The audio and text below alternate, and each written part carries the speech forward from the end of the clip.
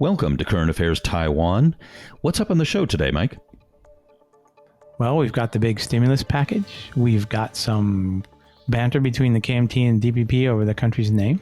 And we've got an editorial in the Taipei Times about what Taiwan should do about names in Taiwan. We've got some discussion of the KMT's continued floundering with the young. And we end with a discussion of the international media in Taiwan and my longtime frustration, particularly with the BBC. Stay tuned. It's another great show.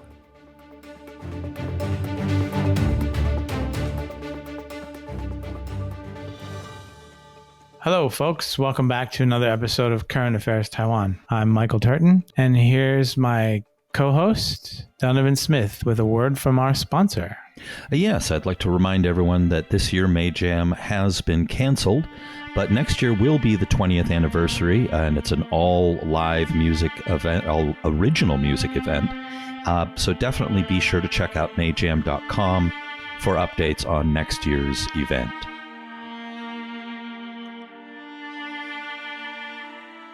So, what have we got on the show? Okay. We have a lot of things on the show today. I heard the government passed a huge stimulus package this week. Sorry. What's the story with that? Well, it's 1.05 trillion economic stimulus, which includes 81.6 billion in subsidies for employers to prevent a spike in unemployment. There's a special budget of 210 billion, up from the 60 billion already passed by the legislature. 140 billion, up from 40, to be appropriated from the general budget, and 700 billion in loans to industries affected by the COVID-19 pandemic. Yeah, this is from the Taipei Times report. Yes. Yeah. Yeah. 34. That's a 34.64 billion U.S. package. It says that is. It says further down in the article that's like 5% of nominal GDP, but Taiwan's GDP is over 500 billion. Yeah. So you can see that that's pretty big. That's a huge stimulus. It's equivalent to GDP growth for a single year is what it is. Essentially, actually, yeah. 2 times. Or 2 years. Yep. Now it's going to have a huge effect, hopefully. They say that it's going to, they're going to increase national debt by 100 billion in the current fiscal year and 50 billion in the next. Now, originally, the DPP had said that this year would be the first year since 1999. They're going to balance the budget, but I guess that's not going to happen. Not with this trouble. No. So what's your take on this? Do you think it'll be effective? Well, how long? That depends on how long you think this is going to go on. And my feeling is this is going to go on for over a year. Yeah. At least. Because it's going to keep coming back as different regions of the earth get it, they'll be sending it back out. So for long periods of time to come, large sections of the earth will not be flying their people out to Taiwan. Yeah. So I was just noticing, a friend of mine posted on Twitter that there were less than 400 people who arrived at Taoyuan Airport today. Yeah. 400. Yeah, that's not amazing. 400,000. There's more 400. people working there than that. Yeah, it's crazy. Oh, look, they're playing our song again. Yes, we're being serenaded. This is intentional, everyone. We plan it around around this. Around the time of the show. So what's going to happen? The companies are getting salary assistance, which, according to the Ministry of Economic Affairs, is going to be 40% of workers' salaries. Yeah. For the businesses that it says are hard hit. Now, how they're going to define this, man, I'm thinking it's going to be very much very political. See, okay, here's from the Taipei Times. It says, companies facing an annual drop in sales of at least 50% for 2 consecutive months can apply for the financial aid. Now, that's an annual drop. So basically, if your company is less than 1 year old, you're screwed because you have nothing to compare it to from a year ago. And then, it's like, what if you're at 48% down on your revenues, not 50? Come on, that's why they invented accountants. Yeah. And then some companies, they have high revenue and low profit, and other companies have higher profit margins and lower revenue. And I feel like there's a lot of industries or companies that deserve the help as much as another company might, but they're going to lose out because of some of these conditions. Like if your company's less than a year old, or the way that your financial structure is, for example, they say a decline of 50%. Well, some companies, they have very high revenue that goes through, and their profit may plunge below, but that may not be a 50% drop in revenue. So I feel like this is kind of slapdash in a way, but I guess they have to have some standards. Right. They have to pick some arbitrary number, or else they're going to hand out coupons, and they've got a discount on utility rates, and they're deferring rent and other stuff in the industrial parks and export processing zones. They're doing what they can. But, you can see it, all over the place, the way things are changing. And in fact, it says at the bottom of that article that delivery services, convenience stores, supermarkets, and hypermarkets are all reporting growing sales in this crisis. Which makes sense. Those are the only places where people are going, I mean, yesterday there was a piece out there was an article out in, I think it was CNA, and I think the Taipei Times also ran with it, which there's Google, and they compared traffic from a day in the end of March to a couple months ago when things were much more normal. And what was interesting is it had traffic to restaurants down by 9%. That was it. It had public transport was down, I think, 20%, something like that. Sure. But traffic to parks and places like that are outdoors was actually up. Yeah. So Taiwan is still relatively normal, compared to overseas. Right. I listen to my friends in the States and in Canada, and I'm just like stunned. Yeah. The stuff they say, it's really sad. So what's going on with the KMT? You were telling me about that while we were preparing the show. Well, there's a couple of things. Not sure which one you're referring to. The name change first. Oh, right. Yeah. Well, so in the legislature, a KMT lawmaker, she said that Taiwan is not a country. Su Zhenzhang, the premier, of course, when he was asked about it the next day, he said, "Oh, she's not qualified to be a lawmaker." And of course, the KMT then said, it's not his call, basically, to do that. And then she came back, and this was quoted from an UDN piece on the KMT website. She said, as something that I think is interesting, is she said if they went through the proper procedures, the constitutional procedures to change the name to Taiwan, then she'd be fine with that. But she said that the DPP is fooling everybody by saying they support Taiwan as a country, but then not actually doing anything about it, which I think is an interesting take. I've heard this before, but what I found was also interesting is she said that if the name was changed to Taiwan, she'd be fine with it. That was a little bit unusual. That was, but you hear a lot of, you hear that from a lot of blues, especially on the internet. They'll say, you guys just don't have the stones to change the island's name, right? Mm-hmm. And change the country's name. So I'm just taking this with a sort of, well, yeah, it's pro forma. They say this stuff all the time kind of thing. So what did Johnny Chang do? Johnny Chang do this week for the KMT? Well, they announced the new, I think, Central Standing Committee. They had 4 different committees to focus on very specific issues. And the KMT, to their credit, understands what their problems are. And so they have committees working on their finances, which they just announced release some more information that essentially they've not been raising anywhere near close to the amount of money they need to in the last few years. And so they've got to tackle that. They've got to tackle the youth participation in the party, which is abysmal. They have to get more in line with public opinion on cross-strait policies.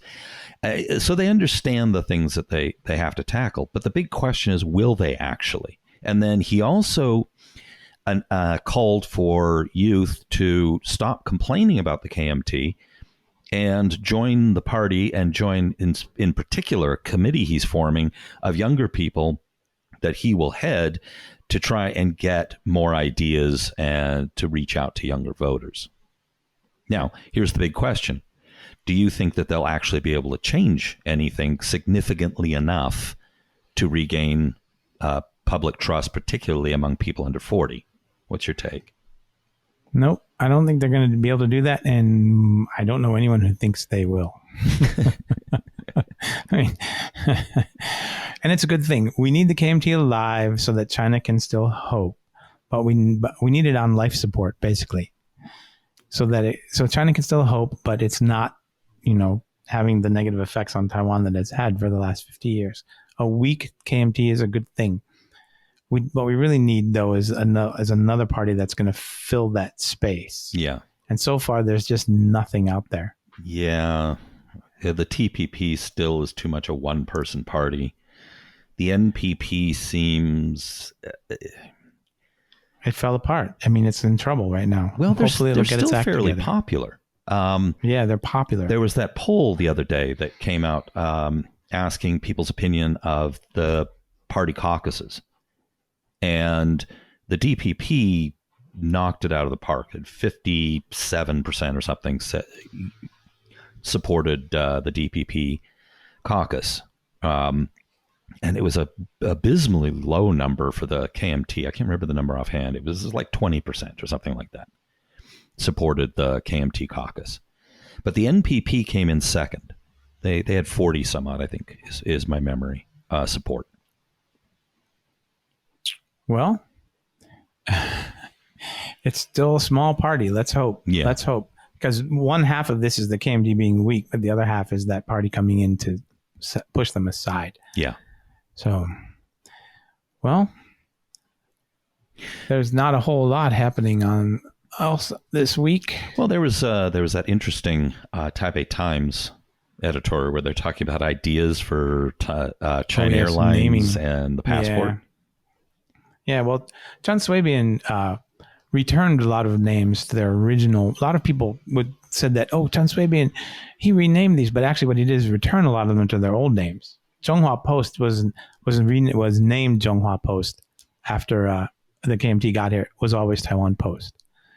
And so was Taiwan Shipbuilding, right? Before it was China Shipbuilding. It was Taiwan Shipbuilding. And so a lot of the ways that these name things are presented is actually incorrect because the Chen Shui-bian area returned these names. It didn't, what's the word I want? It didn't erase, it didn't suddenly like put Taiwan where it had never been before. So the renaming thing for me, I think for a lot of people is like, yeah, it would be great, but what kind of reaction is it going to provoke from China? Is it going to be worth that reaction? And we already saw how with the WHO in the last couple of months, how petty and evil China can be. Yeah. Stealing credit for Taiwanese developments, that sort of thing. Well, there was that new Power Party survey that showed that more than 70% of Taiwanese thought the government should remove the English name Republic of China from the passport's cover. That would help. And stop using that name entirely. That would help. Mm-hmm. Now, in the Taipei Times editorial, they pointed out, which is probably true, that the KMT would oppose using just Taiwan on the cover in English. Now, the Taipei Times editorial had some suggestions. For example, use Taiwan, ROC. So it doesn't say China on the cover. Yeah, that would be beautiful. Or putting in, and this is romanization of the Chinese name, Changhua Minghuo Taiwan. Right, as another option. Because no one would recognize it as China. Right.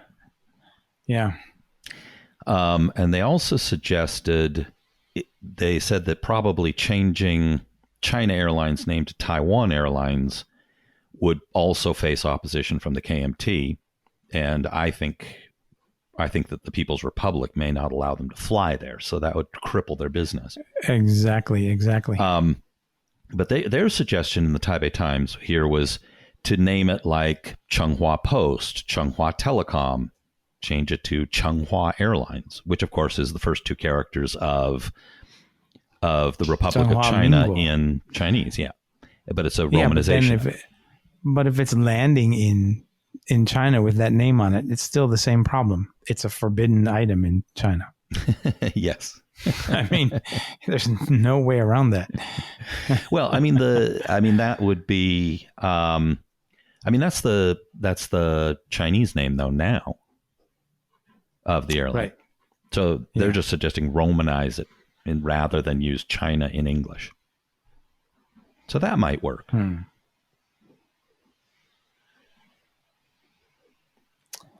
Well, I think this is the kind of thing that people that is less important than, I don't know. It just doesn't feel like it's going to go anywhere, because we've been talking about this since, the 1990s, and the name changes and all that stuff, and some of the names have changed.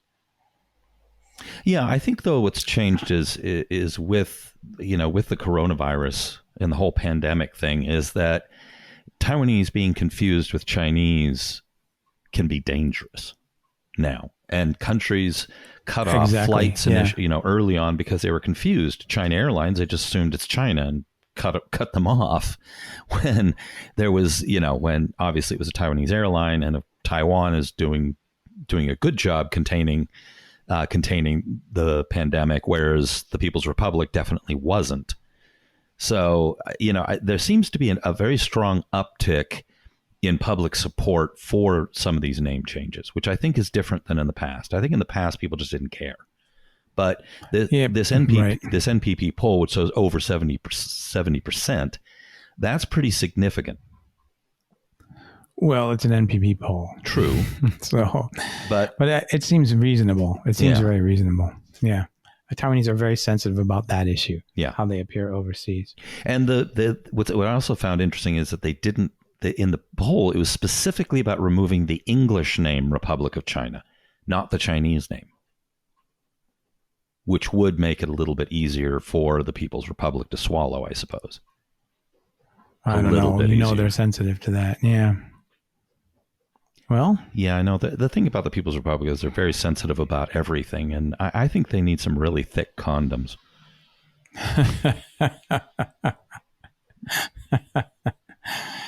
Oh my God. We should probably end on that note, but I'm sure there's more news. We could start a charity. Send the Chinese Communist Party condoms. Condoms for the CCP.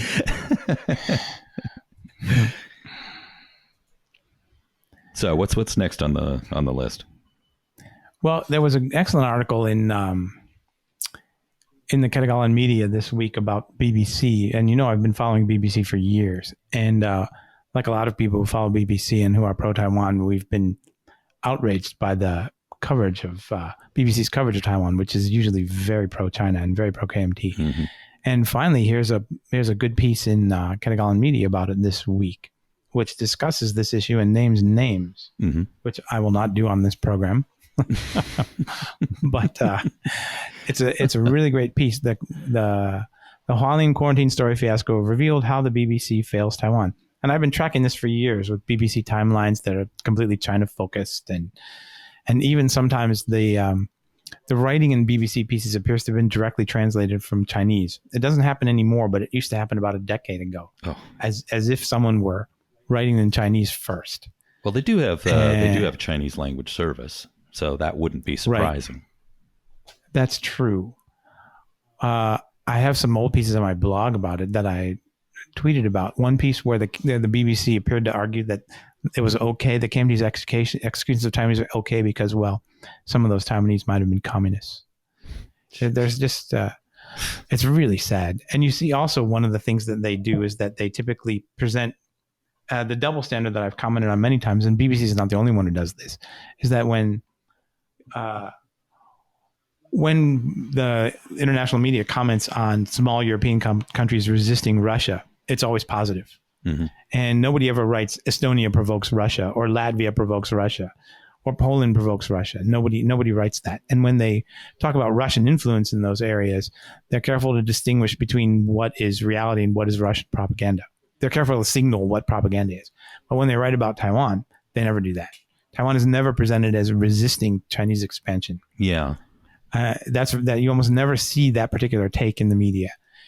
And so fundamentally the Taiwan's position in the international media has this slant. It's almost never presented as plucky democracy resisting authoritarian state until recently, when, in the last couple of years, when finally the U.S. media, the domestic media in the U.S.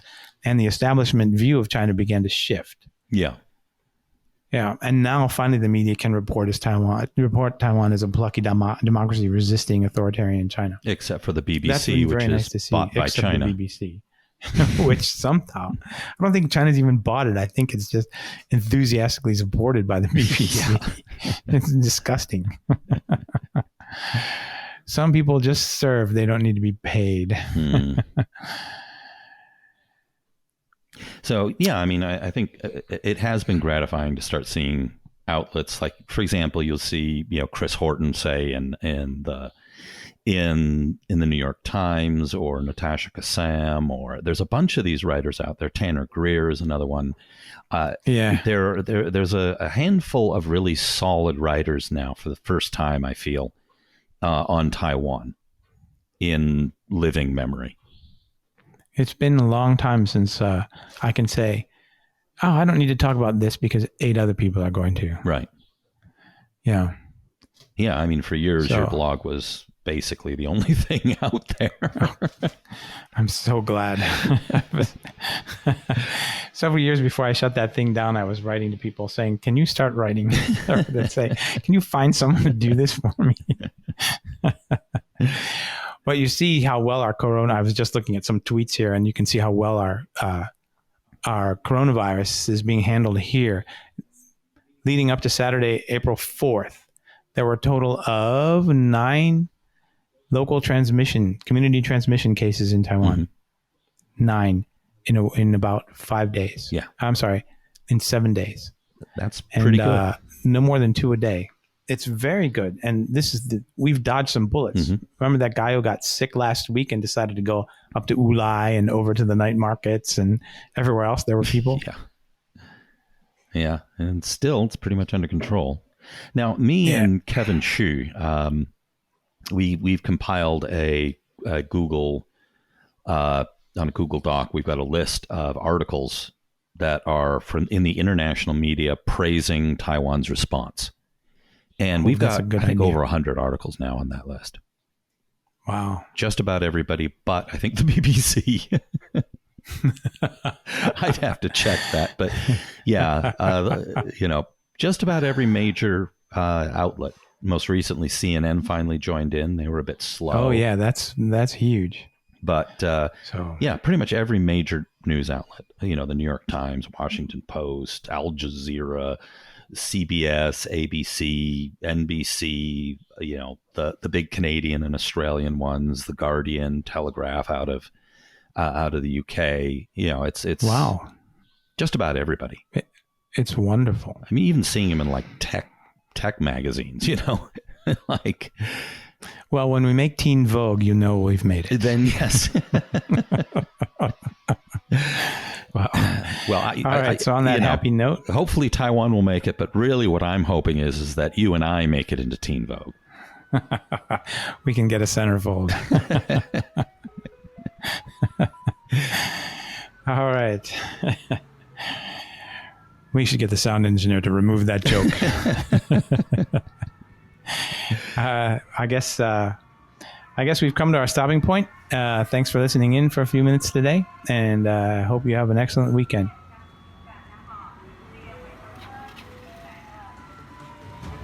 This has been brought to you by the Taiwan Report. For more content like this, become our patron at report.tw. 哎呦，就是那个台湾狗啦，最喜欢我的台湾狗了。